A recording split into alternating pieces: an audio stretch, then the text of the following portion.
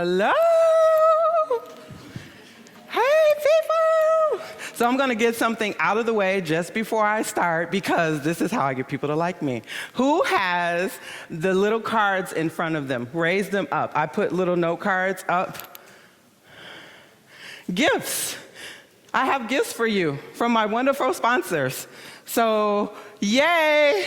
First thing to let people know, build relationships is give people gifts, people. They like you. People like you when you gift things unexpectedly. So I'll just get that out of the way, or in the way, I like to say. Thank you for being here and showing up.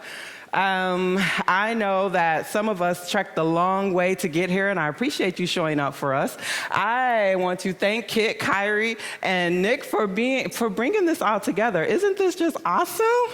So let's get started. Welcome to Barcelona. This is to remind myself where I was going to be today. But we're going to talk about how to network online and in person to build relationships. And I love that all the speakers didn't have note cards. You guys are wonderful. I need them just a little to remind myself of where I'm at. So I'm thanking you. And another thing, because Kit said she didn't know I lived on a boat. I've been on a boat for 2 years. But another thing people don't know about me is that I love popcorn.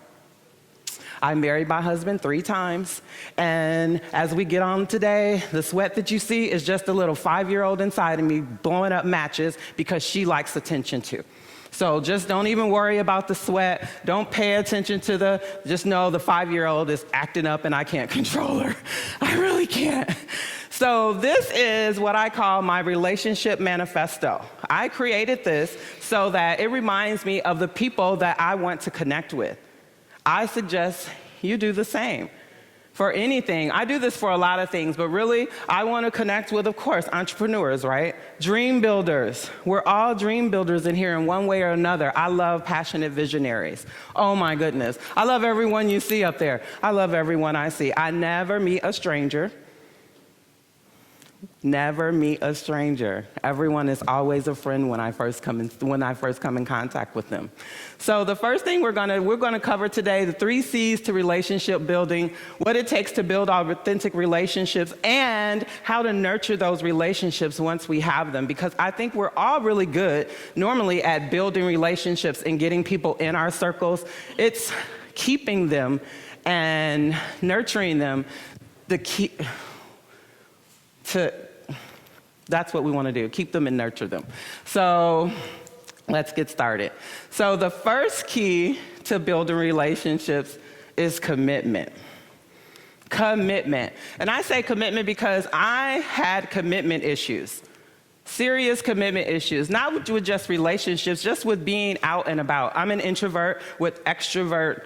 I'm a situational extrovert. I'm an introvert. And so I learned how to network, or the reason I started learning how to network and do this a lot online is because it took the face-to-face meeting out of the equation. And it made it easier for me to just show up. I could actually show up and be me more online than I could in person. Because, I don't know, for some reason I saw online all of my friends were they could say anything and everyone was okay with it. But when you're in person, you have this little bit of time, and then you only have one time to make a first impression, and sometimes some of the things you say aren't enough. So I learned how to do it really well online, and that's what I'm gonna talk to you about today. So when we talk about commitment, let me get there. I kind of know it, but I wanna make sure I tell you everything. The thing about commitment is really about being committed to being in the relationship that you're in, wherever that is. So if you're committed to social media, be committed to social media. Be committed to spending that hour a day on social media, fostering your relationships. Be committed to showing up at network events and being committed to showing up for yourself. Because people need to know us, and when it comes to building businesses, we all know that people do business with people they know, like, and trust. And this is why relationship building is so important. I think sometimes we get away from it, and I'll give an example is, Everyone gets a friend on Facebook, but not everyone gets the friend immediately who sends you requests to like their business page. I have this travel agency. I see that you travel a lot. You would love this travel agency. Watch this video. Immediately. It's just like walking up to this is what I consider walking up to a person in a networking meeting and sticking your tongue in their mouth. Does it, right? Some people do that, and it's just, I don't think it's because they don't know. We're all just so excited about our business. And yes, I get excited too. I got excited when I saw my husband. I told you I married him 3 times, but I didn't walk straight up to him and put my tongue in his mouth. We built the relationship first. So that's what I'm saying, relationships first. If you don't get anything out of what I say today, this is the most important.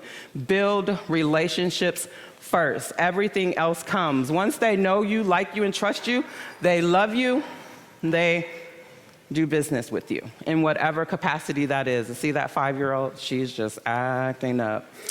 The second thing we want to talk about, okay, unless a commitment is made, there are no promise. They are only promise and hopes, but no plans. So we have to plan out our relationships. It sounds kind of funny, right? It's like a marriage, though. If you're in it for the long haul, you plan to be there. So what do you need to plan to be there? So the second C is community. You can't be a friend to yourself. I need all of you, or at least some of you, the ones who like me, right? And I believe this is me. I don't know if anyone else thinks this, but I think everyone likes me. And then every now and again, I run across someone who doesn't, and I'm thinking, what? You must don't know me. Oh, you don't like me? But sometimes people just don't like this. They don't want someone who skips around, may be happy all the time, because they may not be happy, and that's okay. So I had to be okay with everyone not liking me. But the thing about community is, on social media, mostly, because I do a lot of my networking on social media, but in person, is that you can tailor your community. You know, they say with family, we can't choose family. You know, blood is blood. You wish you could choose some of them. You wish you could get out of some family relationships that you can't. But you can create your own community as a business owner. Tailor it to anything you want. So a Facebook friend request come in. How many looks at the profiles of anyone who sends them a request before they say confirm? Yay. I suggest it every time. Just to see just if you can see a general. I always like to see who we have mutual friends, because then that tells me how we're going to usually communicate, what we'll talk about, the circles I'll be in. Sometimes I'm really sketchy about the people from my hometown. They're just being nosy. They don't really care about what I'm up to. They're just willing to know so they can talk. So I suggest that when you're building community, I suggest getting around as many people as get you as possible. So like when we have the 7 and 7 group set up for this. You could go in there and set up. You could go into groups on Facebook, LinkedIn, everywhere. Just get into groups. You don't have to do your own community. If there are people in your list, I'm not really good at deleting people once they're on there, but I do know how to hide your posts. I do know how to hide your posts. So we have to remember that we are in control of our relationships. We are in total control. We don't have to be in any relationship we don't want to, and that's what I love about that. The third C is communication. Oh my God. Communicating, what does that mean? That really just means to me, like, making sure who's in the know needs to be in the know with what they're doing. That means being authentic in the things that you talk about. That means sharing sometimes when you don't feel like sharing, or asking for help. That was the worst thing it was my hardest lesson, asking for help. Because Jess said it, I believe earlier, when she said it, I giggled. When we ask for help, we think that all of a sudden we're weak and we don't know everything. But I figured out that asking for help and delegating is a good thing. I'm just gonna let the river flow and we'll be okay. So these are a few of the lovely sponsors who were responsible for me being able to bring you gifts today. So what it takes to build authentic relationships? A Zoom call with family and friends. You can see face to face, or Skype, right? You want to just connect. So when you think about building authentic relationships, you think about building relationships that are going to last. You think about building relationships with people that you can talk to about life and business. And if you need to separate that, that's cool too. You just know that you need to have people in your life that you can talk to about real shit. Have someone in your life you can call that you can cry to. And they won't give you any suggestions. They won't tell you that guy was so messed up you shouldn't have been with him anyway. They won't tell you that I thought that was a bad business idea when you told me it was. They're just gonna listen. You know who that person is. If you don't have that person, call me. I'm her. I'm her. You literally have to tell me to talk. If you didn't ask my opinion, I will not give it.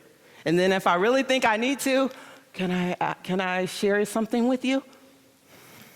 See how I did that? Can I share something with you? It looks so unassuming. It feels so unassuming. It's like, I don't know if I should say this, but I have something. I don't know if you're gonna like it, but I gotta say this. Sometimes we have that. The other thing about building authentic relationships is that we want to be present in our relationships. We live in a world that is so fast. Everything is like popcorn in a microwave. It goes at speeding light. All of a sudden somebody comes in your life, they're gone, they're fleeting, we're gone. We're flying here and there. We don't know where we are sometimes. So it's just sometimes you just have to take time and be present in the moment with whoever you are and give them your total attention. As if everyone to me has a sign. I don't know how there's a sign on your forehead when me and you are talking, I see it. And it says, you're the most important person in the world to me right now. What I haven't quite figured out is when someone else walks up and I have the most important person in front of me right now, and they start talking, how to really tell them, I'm talking to the president here. You're gonna have to wait your turn. I haven't figured that out yet. If anyone has a tip, I'll take it. I'll take it. But being present is really important to me. Paying attention, listening, physically listening, emotionally listening, being all in. Not halfway in, not checking your phone while they're talking, not Googling something that they said they had because you don't know what the hell it is. Wait a minute. Just wait and listen. Ask the question when it comes, but be present in the moment, right there with them right now. The other thing when it comes to building authentic relationships is that you want to get around people that put you on fire. They set you ablaze. They inspire you. They motivate you. They make you feel good about yourself. They tell you the truth. They'll cut you when you need to be cut. But for the most part, they're there for you. You know who you can call, because remember, at first we created this community. We surrounded ourselves with people who got us. We deleted the people who didn't. So now we have people who really know who we are. They know our ins and outs. They know that KeeKee married her husband 3 times. They know that she loves popcorn. If you want to send KeeKee some gifts, popcorn is it. It's an unhealthy addiction, and I don't care who feeds it. I don't care who feeds it. It's popcorn. I'm addicted. Okay. I know that it's kind of hard when you think about strangers to say that you might want to love them. And I come off a bit pushy when you first meet me. I'm going to tell you, if you're somebody that I feel connected with, you're my new BFF. And I'm going to tell you that. Tell them your intentions. I don't want you to think that, is she stalking me? Or sometimes I have friends and I say, I'll send you a message. Hey, I'm just checking in on you. Nothing? Okay. Number 2. Hey, what's going on? You all right? Nothing? Okay. Third one, do I need to get on a plane? Do I need to get on a train? What is going on? Are you okay?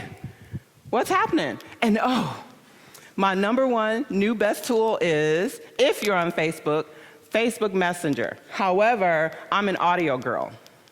I love audio messages. You know why? Because it takes me too long to type. Sometimes I can't spell. iPhone puts things in that I type this and it thinks it's supposed to be this. So I'm just, in less than 60 seconds, I can get a message out and it's very clear. If you haven't used it, my people love it. But I'm gonna tell you, when I first started getting audio messages, I was like, damn, now I gotta log on and listen to a message? But yes, because if people love to hear your voice, like I know, I know this only because people told me. I'm not tooting my own horn. I didn't get it for probably 2 years. Everyone would say, I just wanna hear your voice. I just wanna hear your voice. And my voice, what? I hear it and it sounds sometimes like a man, right? Because it gets so deep, sometimes like a woman. How can you like that? But people love it. So I leave messages. That's what I do. So we're gonna talk about, these are my people. I love them. So we're gonna talk about, really, this is the most important thing, nurturing your relationships. Because we get on the road and we spend a lot of time away from our family and our friends. And Michelle said it yesterday, it's more about quality over quantity. Quality over quantity. So how do you nurture these relationships when you're on the go all the time? How do you let people know that you love them and that you really want to be a part of your life when you may not see them for 3 years? Let me tell you how. I already mentioned Zoom, Skype, telephone, postcards, write a letter. I'd like you to remember my birthday. I don't understand why people wouldn't. It's the first day of spring. But then everyone's gonna say, well, what is that? Is that March 21st or the 20th? Well, on the calendar every year it says the 20th. It's the 20th. But you remember their birthdays. You call out of the blue just to say I love you, or just to say I was thinking of you. The rule is, and I'm gonna tell you, I used to hate it when I heard this rule as a child, but it makes so much sense now at 45. Treat people the way you wanna be treated. It really comes down to that basic. It's so basic. The things that you think you want from other people, they want it from you. So the way that you want people to nurture you when you're in a relationship, give it away. The more you give, the more you receive. Love, likes, lust, whatever it is. But nurturing relationships is about going back to commitment. Remember, I told you I had commitment issues. For years, I would say, I couldn't go to, okay, so I said I was an introvert. But this whole thing with sweating, when I went to networking events, this is what would happen. And it really is just, I call it the 5-year-old, but for me, it's really just nervous and excitement energy, and this is how it comes out of my body. But see, no one else would understand that in a 1-hour networking meeting. No one sees, and I don't sweat when I'm behind the computer. Well, I might, but you don't see me. You don't see me. You're not distracted by it. That's probably why, it's definitely why I went online. But at the same time, I knew that I was having a lot of time in between. I'm from Michigan. I moved from Michigan to Colorado with my 2 kids until back in 2013, and my family was livid. My mom was pissed. For a whole year, every time I'd call her just to say I love you or say, she would be cursing me out for taking her grandkids so far away, and that, someone would have to hang up because this was gonna get really bad. So I had to figure out, how do I make this thing work where I can be happy and she can be happy? I'm telling you, it was 2003, that I moved from Colorado to 2003. She's still not happy. My mother, she'd be okay with me and my two sisters and our 3 husbands and our 6 kids living under the house with her, in the roof with her, as long as she knows where we are and where she's coming. She'd do our laundry, cooking everything, and make her happy. We know this, but we'd be miserable. So we had to figure out, how can I make this work? And it wasn't just my mother. I have two grandmothers that are still living, 95 and 89. This was a source of guilt. My mom could guilt me with my grandmothers. You need to come back. They're not going to be here long. So I had to figure out, how do I get away with that? Now, my grandmother loves letters. This is what I came up. Now, I've been writing my grandmother a letter for 2 years. She hasn't gotten it yet. I haven't wrote it on paper yet either. However, in the last 2 years, I've seen her 3 times. I've been back to Michigan 3 times just to see my grandmother. So we have to decide sometimes when we're nurturing these relationships, is it okay for us to go home right now? I mean, sometimes we just don't think, because we're just going and going and going, because there's so much going on in our lives and there's so much in this world. Who wants to slow down and go home? I'm telling you, when I go back to Michigan, I can only stay no more than 7 days. It's too slow in that place. They don't think like I do. They don't talk like I do. They don't even think I really have a job. But then I say I don't have a job either. Every time I say I'm working, I put it in parentheses, because I play for a living. We spent last year Christmas with my husband's family. We hadn't seen his family in maybe 2 or 3 years, not to actually have physical time with them, space. We talk to them all the time. I still call my mother and father before I leave any state or country and let them know where I'm going to be. So when we're nurturing these relationships, I say, let who needs to be in the know be in the know. Make them feel a part of your journey.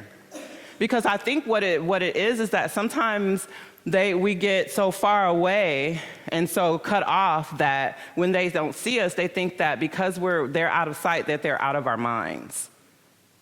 And what we don't want is for them to think that we've forgotten about them. So we want to constantly be thinking about ways to love the people in our life, build them up while we're still building our businesses and building our communities. Sure, we have to continue to build and grow. We're meeting new people all the time, but there are people in your life that you just want to stay connected to. And you want to be with them in any capacity. I don't necessarily like talking on the phone. I'm telling you, when I get my grandmother on the phone, one of them, my mother's mother, she's always the same questions from both of them, really. How's the kids? How's your husband? Everything okay? She really wants to know about my husband. My grandmother, she loves my husband. That big mama, she loves my husband. My other grandmother, the 95-year-old, she's in early stages Alzheimer's. So sometimes we're talking about things that I don't necessarily know, but I did learn something interesting. I thought this was very interesting. My grandmother was an entrepreneur before I knew that there was what an entrepreneur was. My whole life growing up, she was a surgical nurse, but on the side, in her basement, she had a full salon down there. So on the weekends, she'd do hair. She would do hair. But now when she talks, you just don't know what time and period, but whatever she's saying, it's perfect for right then. Crazy how that happens, but I love it. I never know where she is. Last time we were talking about her daughter, not my aunt, her daughter that she sent to school. I don't think she knew who I was at this point, because she asked me if I had kids and if I had a daughter. And if I do, I don't know if you guys know this, I didn't know it. Must be old school, but you send your girls to school so that they can get a man. That's what she sent my aunt to school for. And she says she didn't get one. Now she's going to have to take care of herself. Imagine that. A grown woman having to take care of herself. I thought it was the funniest stuff ever. So I'm thinking she had to be at least back in the 50s then when she was talking to me. But when it comes down to it, I have this quote. I know it by heart, but I'm going to say it.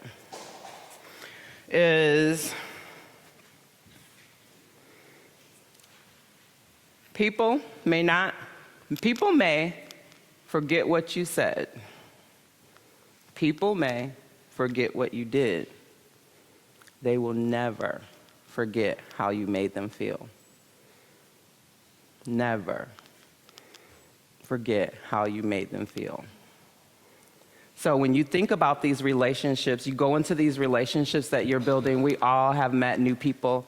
You think about from this point on, how do I continue to be in this relationship? How am I going to show up for my friends and family? How do I show up for myself? How do I want them to show up for me? And it's not, and sometimes we let them, not sometimes, we have to let them know how we want to be treated as well. I finally had to tell my mother, you're gonna have to get over it. I'm not coming back to Michigan. There are, at this now, 47 more states that I could go to, and at least 100 countries before I would have to move back to Michigan. It's not gonna happen. And I had to be okay with her not being okay with that. I had to be okay with not getting the support that I needed, or I thought I needed. But I had to remember that I built communities and I have mothers all over. I have more than one. I have friends and sisters all over. I have sisters from another mother, brothers from another mother. And I absolutely love it, this family that I've created. So all in all, this is what we want to be.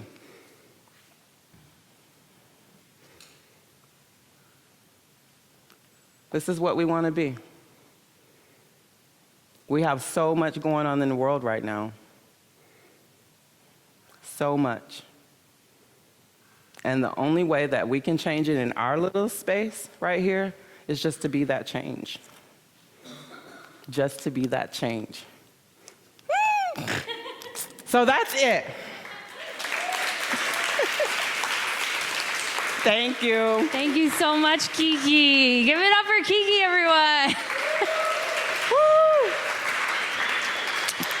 So get your questions ready. My first question is, I love what you said about writing a letter and actually like that way of engaging. So another friend of mine said that recently too. It can be overwhelming, like when you have so many people in your life you want to connect with. Mm-hmm. How do you think there's a limit to the number of people you can engage with on that level, on that really personal level? I do not believe there is a limit. I believe that I work off of energy in a space. And so this is energy that we're putting out. But you have to know that where your energy lies. And if it's too much to deplete you, then it's too much. Or you schedule people. Maybe grandma's in November and big mama's in December. Maybe you just think at once a month, you think of, okay, who do I need to connect with? Who haven't I talked to in a moment? Who have I forgotten about? Who haven't I seen in a moment? But no, I do not believe there's a limit. Hey, I like that optimism. Question, back there, Michelle, hi. Hi, KeeKee. Thank you so much. That was a lovely talk. I don't know about anybody else, but I think the aura around this woman and the warmth is just incredible. And I think anybody here would be very happy to be your friend. Oh, thank you. But I do have a question about volume. So in the early days when we're building communities and we have a few members and we start a group and we know everyone and connecting everyone and we're staying in touch, and then we start building a mailing list and then it feels like it becomes less and less connected to the individual, and then there's only like a very select few individuals you end up, like following through on. I mean, how do you deal with those volumes? Like I have like 56,000 Twitter followers and 14,000 Facebook fans, and I'm just like, oh, no. You want to devote your time? Oh, no. People stick out. There is a limit. Right. So then in that case, yes. No, I'm talking about literally personal connections, like people that you've connected with, like Hannah. Her and I connected, and I couldn't wait to meet her when I got here. So I'll follow her because I love her eyes. She mesmerizes me. So her, every now and again, I'll stalk her page. Sometimes they don't know I'm stalking them, and then every now and again I go back and say, I've been stalking you for a couple weeks. Can we talk? Can we talk? So yes, I believe that no, there are people that just stick out. There are people who just want to connect with you. And I'm really, not everyone who wants to connect with me, I don't want to connect with. I don't play with everyone in the sandbox. Because everyone doesn't make me feel good. And there are certain triggers. I have triggers. We all have triggers. Where you'll say, no, you're not a good fit. Just like clients. So I guess back to, yes, there is a limit. But I was thinking of the just like literally personal connections, people that I really want to get to know and people that really want to get to know me that make me feel good. No, but I don't try to keep up with all thousands. Some of those I look and try to invite people to stuff and I'm like, where'd you come from? And then all of a sudden I'm stalking them. All of a sudden I have stalking. I have stalking tendencies. Another question? No? Okay. All right. Yay. We do. I know you guys can probably smell lunch, but we have one more presentation. First of all, give it up for KeeKee. Thank you.